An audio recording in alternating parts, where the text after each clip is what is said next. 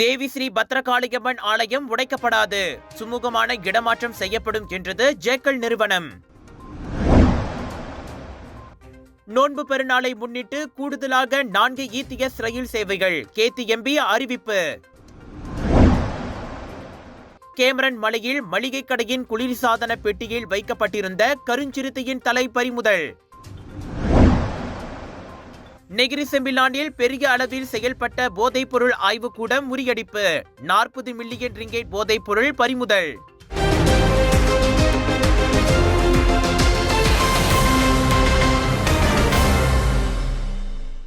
ஜலான் மஸ்ஜித் India Sri Bhadrakaliamman ஆலயம் உடைப்படாது, மாறாக சுமூகமான முறையில் ஆலயத்தை இடமாற்ற 10 ஆண்டுகளுக்கும் மேலாக பேச்சுவார்த்தை நடைபெற்று வருவதாக அந்த தனியார் நிலத்துக்கு சொந்தக்காரர்களான ஜேக்கல் ட்ரேடிங் சுன்ஜான் பர்ஹாட் ஜவுளி நிறுவனம் கூறியுள்ளது.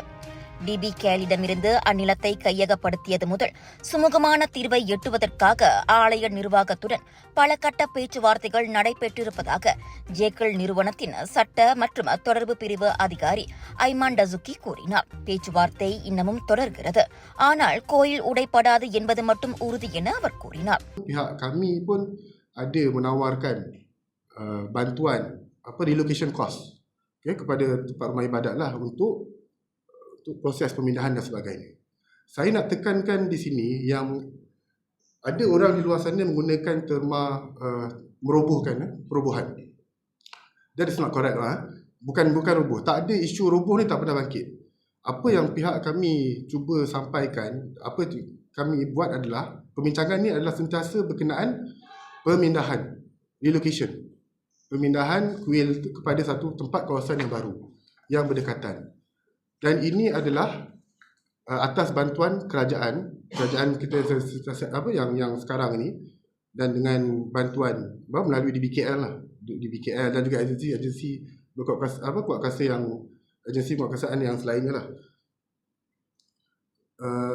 Relocation plan untuk relocation ni macam saya sebutkan tadi telah berlaku pun sekian lama. Ada beberapa tapak yang dicadangkan yang bagi pihak temple merasakan tak sesuai. Okay, so kita pun ada setengah masih lagi dalam perbincangan. இது ஓர் உணர்ச்சி பூர்வமான விஷயம் என்பதை நாங்களும் அறிவோம். இரு தரப்புக்கும் இணக்கமான ஒரு முடிவு எடுக்கப்படுவதையே நாங்கள் விரும்புகிறோம் என ஐமான் தெரிவித்தார்.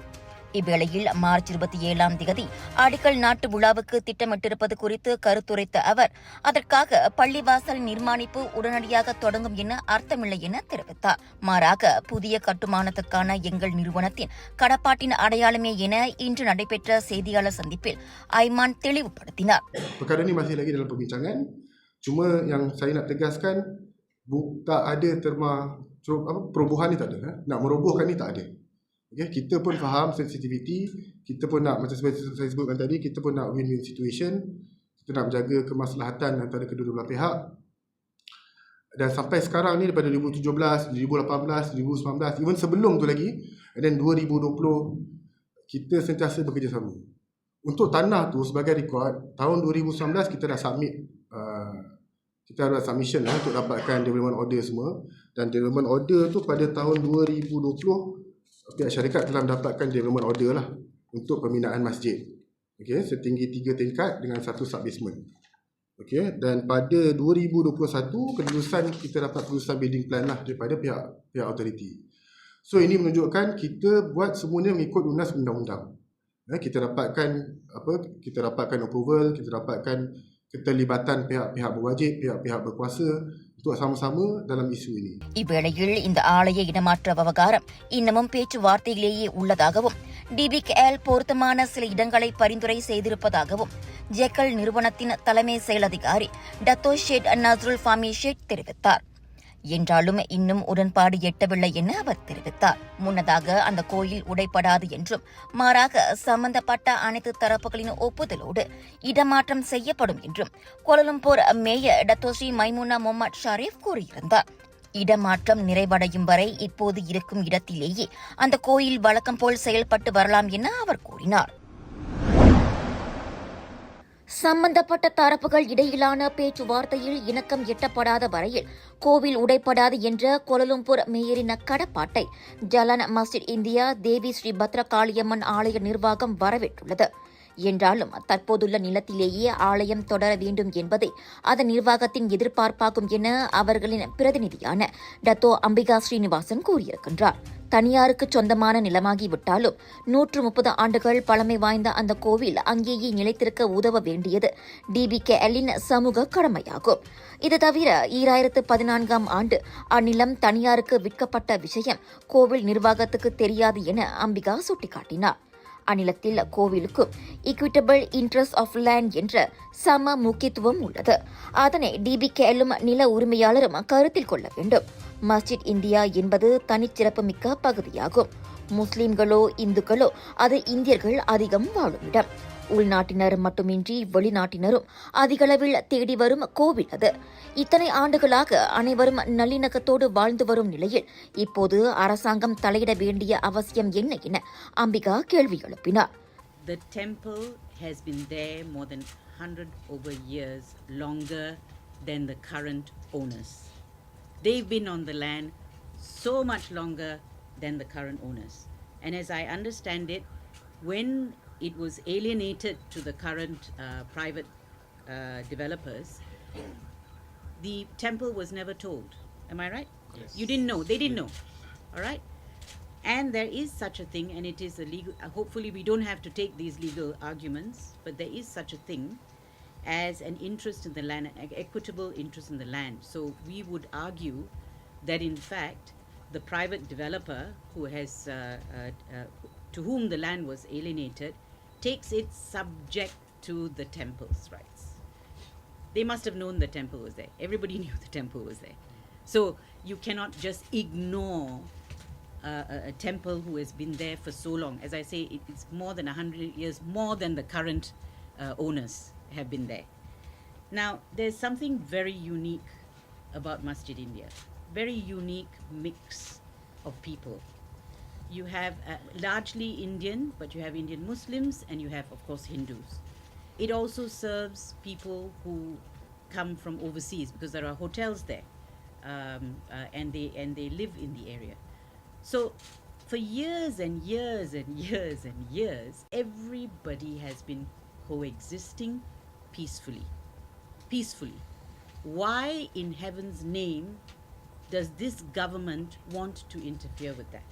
They say they have found another location, Baru, etc., and they hope things will move smoothly. But I would like to add that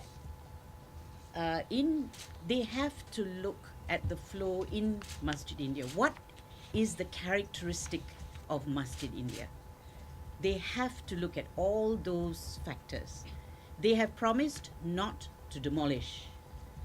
I'm not sure if that's an absolute promise. I take it as an absolute promise. That would be the best solution.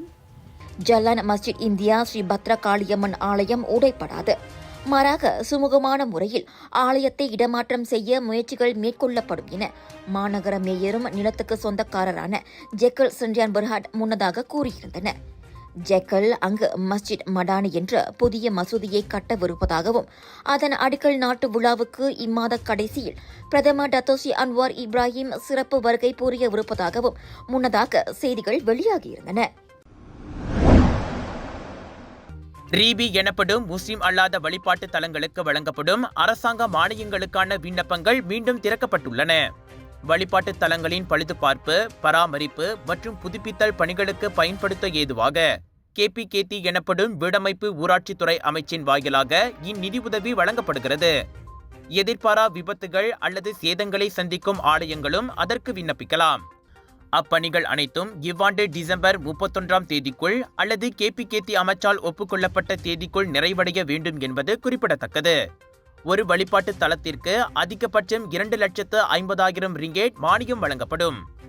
தேசிய பதிவிலக்காவான ROS, மலேசிய நிறுவன ஆணையமான SSM போன்றவற்றில் முறையாக பதிந்து கொண்ட அனைத்து அமைப்புகளும் இதற்கு விண்ணப்பிக்க முடியும். திரையில் காணும் இணையதளத்தில் விண்ணப்பங்களை சமர்ப்பிக்க வேண்டும். ஆலயத்தின் பெயரில் வங்கிக் கணக்கை கொண்டிருக்க வேண்டும் என்பதோடு மாவட்ட நில அலுவலகத்தால் அங்கீகரிக்கப்பட்ட நிலப்பட்டாவின் நகல் உள்ளிட்ட முக்கிய ஆவணங்கள் உடன் இணைக்கப்பட வேண்டும். அனைத்து விதிமுறைகளையும் பூர்த்தி செய்த விண்ணப்பங்கள் மட்டுமே கண்காணிப்பு மற்றும் மதிப்பீட்டு குழுவால் பரிசீலிக்கப்படும். விண்ணப்பிப்பதற்கான கடைசி நாள் ஏப்ரல் 30ஆம் தேதியாகும்.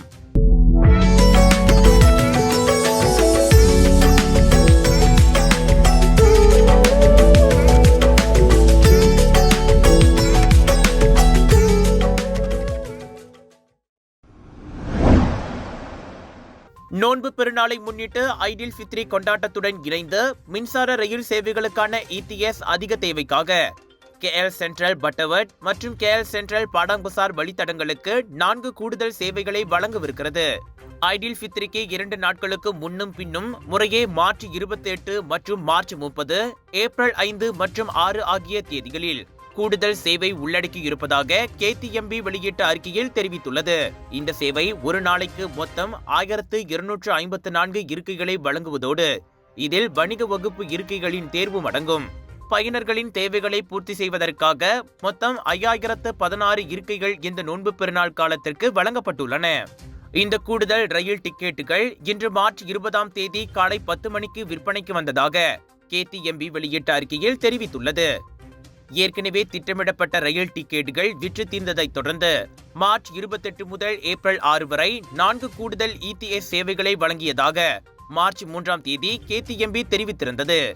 இந்த காலகட்டத்தில் பயணிகளின் தேவையை நிறைவு செய்வதற்காக 12,600 இருக்கைகளுக்கான இடங்களை KTMB பூர்த்தி செய்ய வழங்குகிறது. மார்ச் 28ஆம் தேதி முதல் ஏப்ரல் 6ஆம் தேதி வரை மொத்தம் 1,17,996 இருக்கைகளுடன் ஒரு நாளைக்கு 40 ரயில்கள் சேவையில் ஈடுபடும். திறமையான, பாதுகாப்பான மற்றும் வசதியான பொது போக்குவரத்து சேவைகளை வழங்குவதற்கான KTMBயின் தொடர்ச்சியான முயற்சிகளின் ஒரு பகுதியாக இது உள்ளது. இதன் மூலம் மலேசியர்களுக்கான பொது போக்குவரத்து வசதியின் முக்கிய தேர்வாக ரயில் சேவையை வலுப்படுத்தும் அரசாங்கத்தின் நடவடிக்கையை KTMB ஆதரிக்கிறது.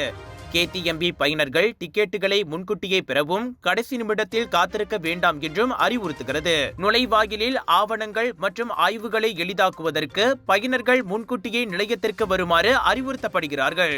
இதனால் ஒரு மென்மையான மற்றும் வசதியான பயணத்தை உறுதி செய்கிறது.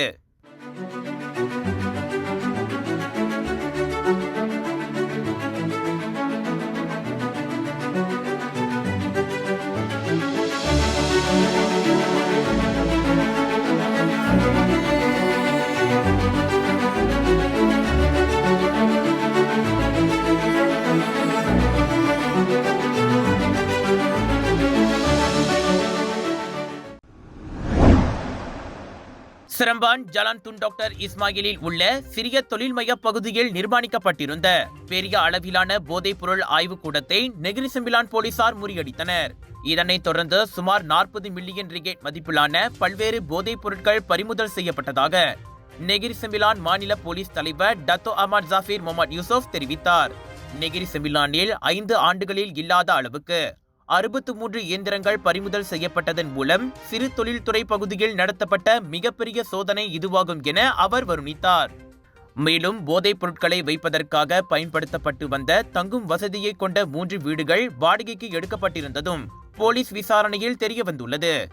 கடந்த வியாழன் மாலை மணி 6:15 அளவில் போதைப்பொருள் குற்றவியல் புலனாய்வு துறையின் போலீஸ் குழு சிரம்பானில் ஒரு தொழிற்சாலை மற்றும் 3 வீடுகளில் 4 சோதனைகளை நடத்தியதாக ஜஃபீர் கூறினார். ஜலான் துன் டாக்டர் இஸ்மாயில் சிறிய தொழில்மய பகுதியில் நடத்தப்பட்ட முதல் சோதனை நடவடிக்கையில் உள்நாட்டை சேர்ந்த 52 வயது நபர் கைது செய்யப்பட்டார். அந்த நபர் போதைப் பொருள் தயாரிக்கும் கும்பலின் பராமரிப்பாளராகவும் உறுப்பினராகவும் செயல்பட்டுள்ளார். 335.65 கிராம் கெத்தமீன் போதை மாத்திரைகள், 2058 கிராம் ஹெரோயின் பவுடர் மற்றும் போதைப் பொருட்கள் தயாரிப்பதற்கான பல்வேறு வகையான 63 இயந்திரங்களும் பறிமுதல் செய்யப்பட்டன. அதனைத் தொடர்ந்து அடுத்தடுத்து இதர 3 வீடுகளில் மேற்கொள்ளப்பட்ட சோதனைகளிலும் பல்வேறு வகையான போதைப் பொருட்கள் பெரிய அளவில் பறிமுதல் செய்யப்பட்டது. அங்குள்ள சிறு தொழிற்சாலையில் தயாரிக்கப்படும் போதைப் பொருட்கள் கில்லான் பள்ளத்தாக்கு மற்றும் நாட்டின் தென்பகுதியில் உள்ள சந்தைகளுக்கு விநியோகிக்கப்பட்டு வந்ததாக ஜஃபீர் கூறினார். கைது செய்யப்பட்ட சந்தேக பேர்வழி 1952ஆம் ஆண்டின் அபாயகரமான போதைப் பொருள் சட்டத்தின் கீழ் தடுத்து வைக்கப்பட்டுள்ளதோடு இக்கும்பலை சேர்ந்த இதர சந்தேக நபர்களையும் போலீசார் தேடி வருவதாக அவர் தெரிவித்தார். இந்த தேங்காய் எண்ணெய் சமையல்ல அப்படின்னு ஸ்பெஷல் இருக்கு. கேரளாவிலிருந்து தயாரிக்கப்பட்ட ரேனாயூர் சமையல் தேங்காய் எண்ணெயில சமையல் செஞ்சு சாப்பிட்டா தரமாவும் இருக்கும், அறுசுவையாவும் இருக்கும்.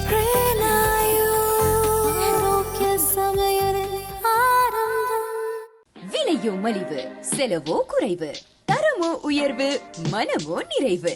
மக்களின் தேர்வு என்ரிகோஸ் முழு ஆடை சத்துள்ள பால்மாவு.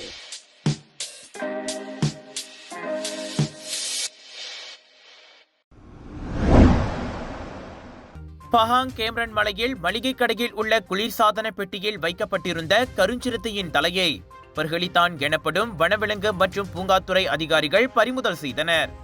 அந்த மளிகை கடையில் ஒருங்கிணைந்த திடீர் சோதனை நடத்திய போது அந்த விலங்கின் வெட்டப்பட்ட தலை கண்டுபிடிக்கப்பட்டதாக தீபகற்ப மலேசியாவின் பர்களித்தான் தலைமை இயக்குனர் டத்தோ அப்துல் கடீர் அபு ஹஷீம் தெரிவித்தார். பர்களித்தான் அதிகாரிகளுடன் பொது நடவடிக்கை குழுவின் 4 உறுப்பினர்கள், பஹாங் குடிநுழைவுத்துறை அதிகாரிகள், கேம்ரன் மலை குவாலத்தர்லாவில் உள்ள ஒரு கடை வீட்டில் இந்த சோதனையை மேற்கொண்டனர். இதனைத் தொடர்ந்து 38, 65 மற்றும் 68 வயதுடைய 3 உள்நாட்டு ஆடவர்கள் கைது செய்யப்பட்டனர். இவர்கள் அனைவரும் கேம்ரன் மலை மாவட்ட போலீஸ் தலைமையகத்திற்கு கொண்டு செல்லப்பட்டனர். அந்த கருஞ்சிறுத்தையின் தலை 1,15,000 ரிங்கெட் மதிப்பை கொண்டதாகும் என அப்துல் கடீர் அபு ஹஷீம் கூறினார். அவர்களுக்கு எங்கிருந்து கருஞ்சிறுத்தையின் தலை கிடைத்தது என்பது குறித்து விசாரணை மேற்கொள்ளப்பட்டு வருவதாக அவர் தெரிவித்தார். முதலீட்டு பணத்தை மீட்க முடியவில்லையா? கடன் கொடுத்து மாட்டிக்கொண்டீர்களா? அணுகுங்கள் S7 ரிகவரி.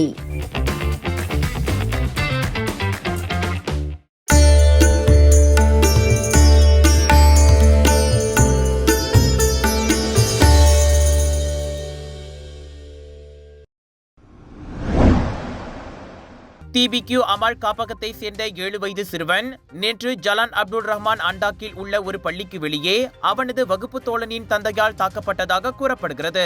அந்த சந்தேக நபர் அமீர் என்று அழைக்கப்படும் சிறுவனை பள்ளியின் உள்ளே இருந்து காதை பிடித்து வெளியே உள்ள வளாகத்திற்கு இழுத்து சென்று பின்னர் 2 முறை அறைந்ததோடு அவனது தலையை சுவரில் மோதியதாக அந்த காப்பகத்தின் பேச்சாளர் ஒருவர் தெரிவித்தார்.